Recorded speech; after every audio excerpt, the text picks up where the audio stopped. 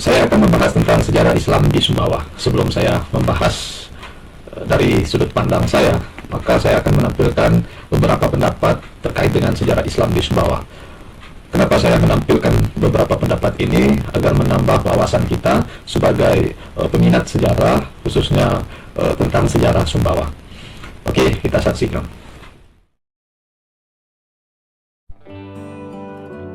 Ada beberapa pendapat tentang sejarah Islam masuk ke Sumbawa.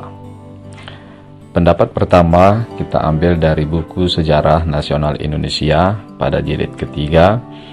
Di dalam buku itu dijelaskan bahwa Sumbawa masuk Islam itu pada tahun 1540 atau abad ke-16 Masehi, dibawa langsung oleh mubalik dari Makassar. Di dalam buku itu juga dijelaskan bahwa kerajaan Sumbawa ditaklukkan oleh kerajaan Goa pada tahun 1618. Itu pendapat pertama. Selanjutnya pendapat kedua, yaitu di dalam buku Sejarah Daerah Nusa Tenggara Barat, bahwa dijelaskan di dalam buku tersebut bahwa Islam masuk ke Sumbawa yaitu pada abad ke-16 juga, sekitar tahun 1510. Itu dibawa oleh mubalik dari Jawa. Di dalam buku itu juga dijelaskan bahwa kerajaan Sumbawa ditaklukkan oleh Goa pada tahun 1617 juga. Jadi ada persamaan pendapat dalam penaklukan kerajaan Sumbawa yang dilakukan oleh Goa. Di dalam buku tersebut sama pendapatnya, tetapi di dalam buku tersebut terjadi perbedaan pendapat terkait dengan mubalik. Dari buku yang pertama, Sejarah Nasional itu dijelaskan bahwa mubalik yang membawa Islam ke Sumbawa itu dari Makassar. Sementara dari buku kedua, itu mubalik yang membawa Islam ke Sumbawa itu adalah dari Jawa, yaitu mubalik Sunan Giri Prapen yang berdakwah ke Lombok dan dilanjutkan ke Sumbawa hingga Bima. Oke saudara-saudara, di dalam penaklukannya hampir sama yang dijelaskan di dalam buku tersebut, tetapi ada perbedaan terkait mubalik yang membawa Islam ke Sumbawa. Lalu pertanyaannya, dari mana yang benar? Apakah dari Pulau Jawa atau Sulawesi? Pada kesempatan ini saya akan menjelaskan dari sudut pandang saya, yaitu dari sudut perspektif sejarah sebagai kritik.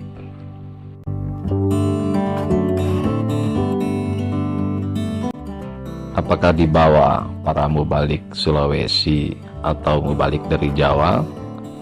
Apakah betul pada abad ke-16? Silakan saudara-saudara mengolah pendapat tersebut. Namun di dalam video ini saya ingin menyampaikan pendapat lain terkait sejarah Islam di Sumbawa. Menurut pendapat saya, menurut hemat saya, bahwa Islam masuk ke Sumbawa itu sudah terjadi sekitar pada abad ke-8 Masehi. Itu pada masa kerajaan Sriwijaya berkuasa. Kenapa saya mengatakan seperti itu? Ada beberapa alasan bukti secara ilmiah yang saya sampaikan ini. Yang pertama, pedagang Sumbawa atau kerajaan Sumbawa itu merupakan kerajaan yang berada di bawah naungan kerajaan Sriwijaya.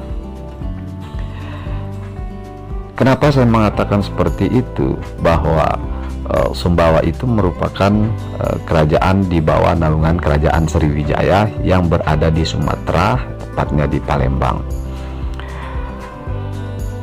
Menurut sejarawan-sejarawan dari luar dari Eropa mengatakan bahwa Sriwijaya itu bukan lebih dikenal pada saat itu adalah bukan panggilan kerajaan tetapi kedatuan.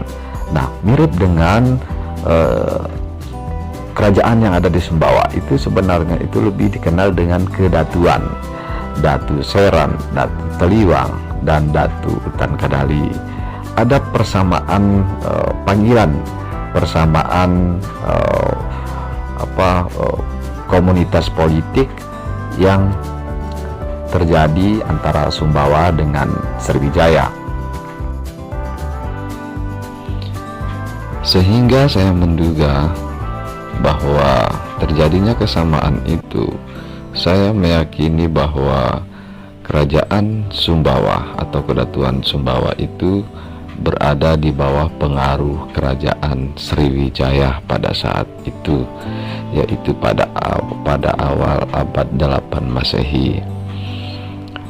Nah, begitu saya jelaskan singkat antara hubungan kerajaan Sriwijaya dengan kedatuan-kedatuan kecil yang ada di Sumbawa. Jangan lupa di Sriwijaya tersebut, di Sumatera tersebut, itu sudah ada komunitas Islam, sudah ada kampung Muslim di Sumatera, di pantai baratnya, yaitu di Barus, dan Islam ke seluruh pulau yang ada di Nusantara. Pedagang-pedagang Muslim yang ada di Barus itulah yang menyebarkan Islam di Sumbawa.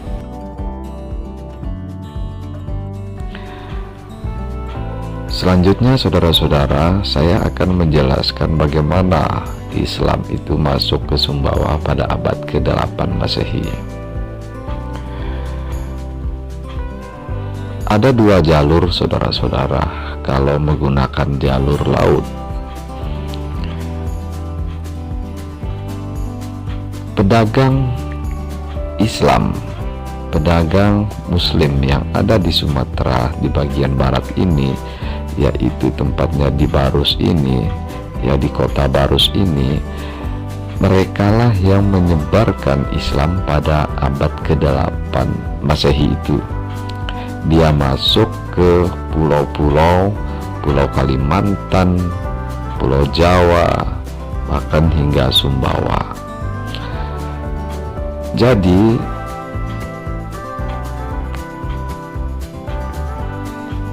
pedagang Muslim yang tinggal di Barus tersebut melakukan pelayaran dari berbagai macam lokasi pelayaran karena tergantung dengan cuaca dan arah angin.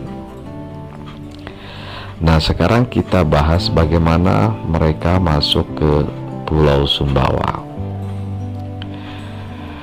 Yang pertama adalah pedagang Muslim itu berangkat dari Pulau Barus tersebut, berangkat dari kota Barus tersebut. Mereka menggunakan kapal yang lumayan besar, dan menurutnya itu difasilitasi oleh kerajaan Sriwijaya, karena kerajaan Sriwijaya menggunakan komunitas-komunitas Islam itu, kampung-kampung Islam itu, agar mudah melakukan hubungan dagang dengan Arab, dengan pedagang Arab pada saat itu. Sehingga kerajaan Sriwijaya tidak melarang maupun mengusir pedagang Muslim pada saat itu. Tidak dijadikan saingan, tetapi dijadikan mitra dalam berdagang.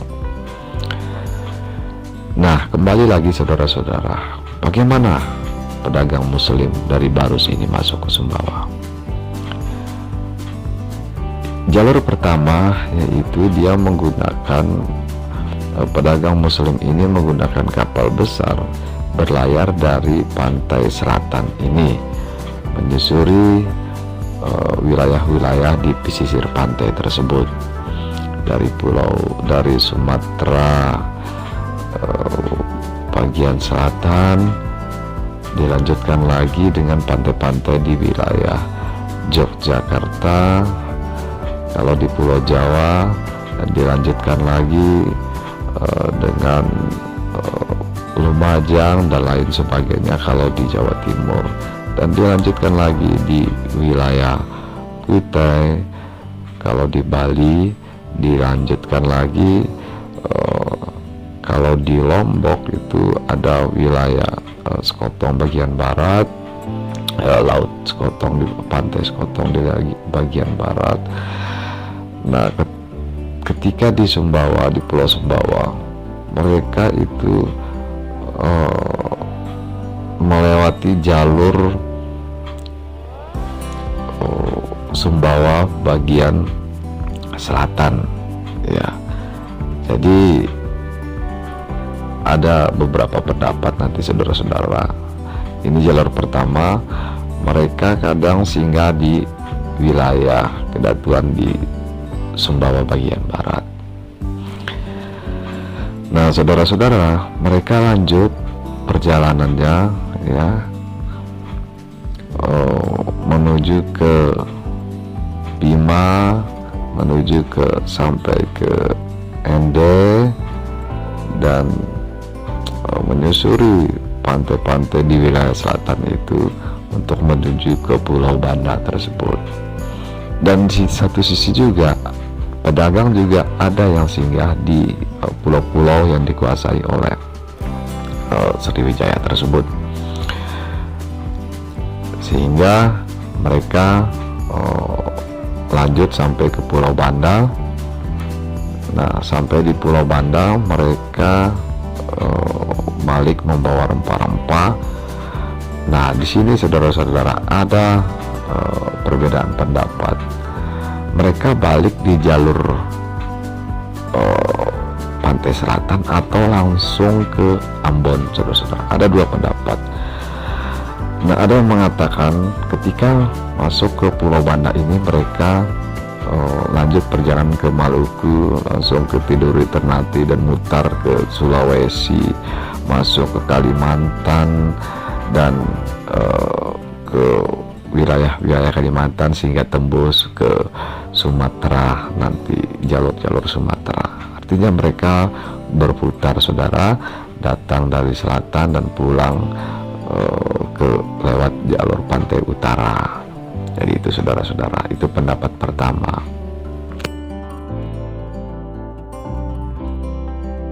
Selain mengamankan jalur, juga mengamankan daerah produksi. Nah, ini menarik. Produksi beras Sulawesi Selatan ternyata di tengah kebangkitan Makassar tidak cukup untuk menyuplai kebutuhan perdagangan di Bandara Makassar. Dibutuhkan beras dari tempat lain, terutama daerah-daerah di Nusa Tenggara. Maka tercatat di dalam Lontara Bilang, Raja-Raja Goa dan Talo, daerah-daerah seperti Bima, Dompu, Sumbawa, dan Tambora itu kemudian dikuasai. Mengapa dikuasai? Karena daerah ini menghasilkan beras.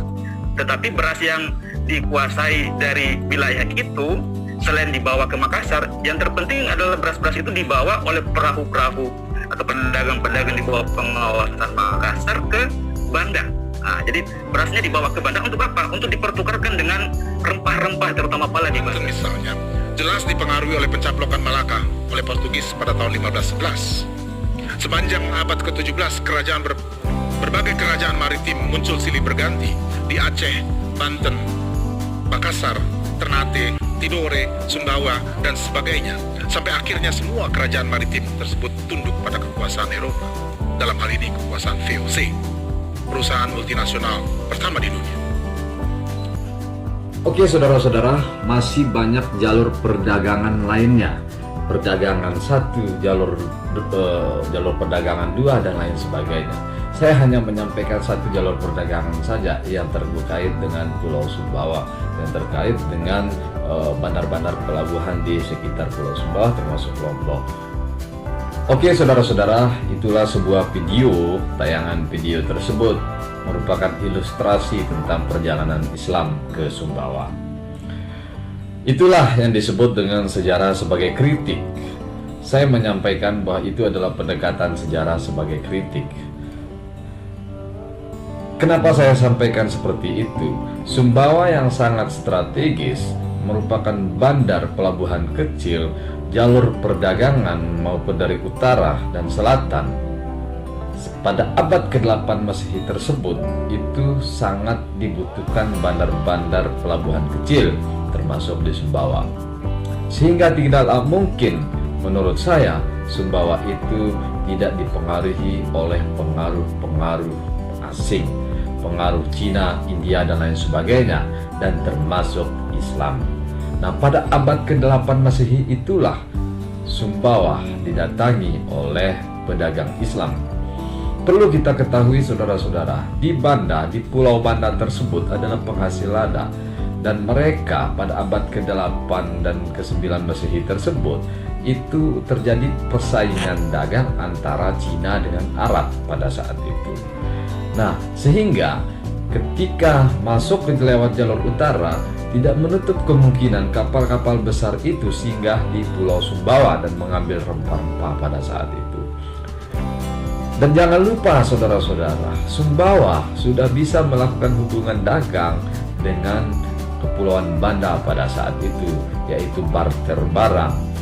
Oke lah saudara-saudara, itu sejarah sebagai kritik bahwa kita menganggap Sumbawa itu adalah pulau yang sangat strategis. Sumbawa itu adalah penghasil beras. Sumbawa itu adalah penghasil kuda, pengekspor kuda, dan lain sebagainya. Begitu gemilangnya Pulau Sumbawa. Tetapi kita tidak mau meyakini bahwa Sumbawa itu adalah termasuk pulau yang sangat dinamis, yang sangat memiliki peradaban yang sangat tinggi, karena ada keluar masuknya budaya, terjadinya akulturasi budaya yang terjadi di pesisir Sumbawa, yaitu di bagian Sumbawa bagian barat.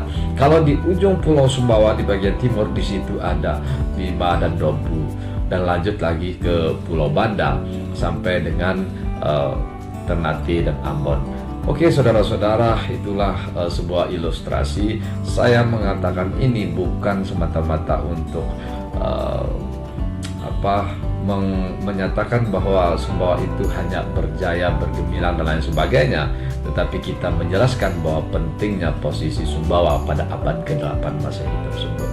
Pada abad ke-8 Masehi itulah pedagang-pedagang Muslim singgah di bandar pelabuhan Sumbawa. Dan bukan hanya itu saudara-saudara, terdapat banyak nama kampung yang mirip dengan nama pulau-pulau yang ada di sekitar Sumatera, yang mirip dengan nama-nama yang terdapat di Sumatera, yaitu nama-nama kampung di Sumatera dengan nama-nama kampung di Sumbawa. Nah, sehingga hubungan Sumatera dengan Sumbawa ini, hubungan pedagang Sumatera dengan pedagang Sumbawa ini, Pulau Sumbawa merupakan bandar pelabuhan kecil, dan sementara Sumatera yaitu Sriwijaya, Palembang, dan pedagang Muslim difasilitasi dengan menggunakan kapal besar oleh Sriwijaya karena ingin memudahkan perdagangannya termasuk ke Arab. Kenapa bisa ada pedagang Muslim di perkampungan Muslim pada masa Sriwijaya itu, walaupun Sriwijaya adalah keyakinan Buddha? Kenapa bisa ada pedagang Muslim, kampung Muslim yang terdapat di Barus tersebut? Karena apa saudara-saudara? Karena Sriwijaya melakukan hubungan dagang dengan Arab. Nah, pedagang-pedagang Muslim itulah yang ada di Barus, itulah mengambil rempah-rempah di bandar-bandar pelabuhan kecil ketika menggunakan kapal kecil. Tetapi jika menggunakan kapal besar, maka mereka berlayar dari pantai selatan maupun pantai utara menuju ke Pulau Timur, Indonesia Timur, untuk mengambil rempah-rempah dan berputar melalui Sulawesi, Kalimantan, dan hingga ke Sumatera. Oke lah saudara-saudara, itu merupakan ilustrasi bahwa fakta sejarah bahwa Sumbawa merupakan merupakan pulau yang sangat strategis pada saat itu, termasuk di pesisir-pesisir yang ada di Pulau Lombok seperti Bayan, Tanjung, dan lain sebagainya.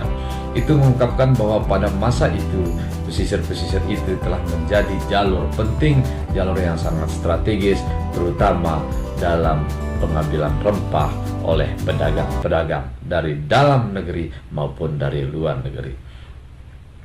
Oke saudara-saudara, mungkin hanya itu yang bisa saya sampaikan. Lebih kurangnya mohon maaf, dan tetap melihat dan mendengarkan channel yang bermanfaat ini. Terima kasih.